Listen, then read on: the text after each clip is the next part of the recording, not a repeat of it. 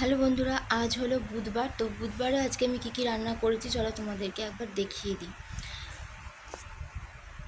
এখন বাজে 1:23 আর তো একটু পরে খেতে বসবো। তো খাওয়ার আগে রান্নাগুলোকে একবার তোমাদেরকে দেখিয়ে দিই কী কী রান্না করেছি। চলো, এখানে করেছি ভাত আর একটা ডিম সেদ্ধ দিয়েছি, কারণ আজকে আমাদের মাছ ফাছ কিছুই হয়নি। তো তোমাদেরকে আগেও বলেছিলাম যে আমাদের মাছ হোক বা না হোক আমার ছেলেটাকে কিন্তু একটা করে ডিম আমি দিই, তো সেটাই ওর জন্যই ডিমটা শুধু আজকে করেছি। আর ভাত আছে এখানে। আর এখানে করেছি সয়াবিনের তরকারি।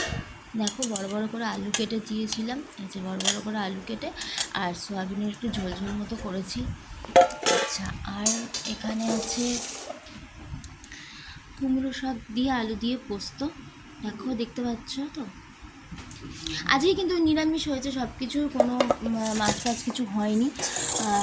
ব্যাস এই। আর এখানে করেছিলাম হচ্ছে ওই কুমড়ো যে পাতাটা ছিল ওইটা একটু কুচিয়ে ওর মধ্যে মুসুর ডালটা সেদ্ধ করে আর পেঁয়াজ লঙ্কা এই সমস্ত দিয়ে বেসন দিয়ে এখানে একটা বড়া করেছিলাম। তো এই ছিল আজকে দুপুরের খাবার দাবার। ব্যাস, একদম চিমচাম খাবার।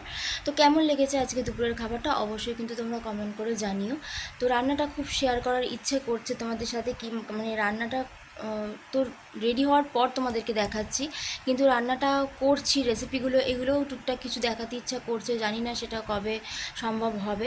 তো যাই হোক, আজকে রান্নাটা যদি ভালো লেগে থাকে অবশ্যই লাইক কমেন্ট শেয়ার করে দিও। ভালো থেকো, টাটা।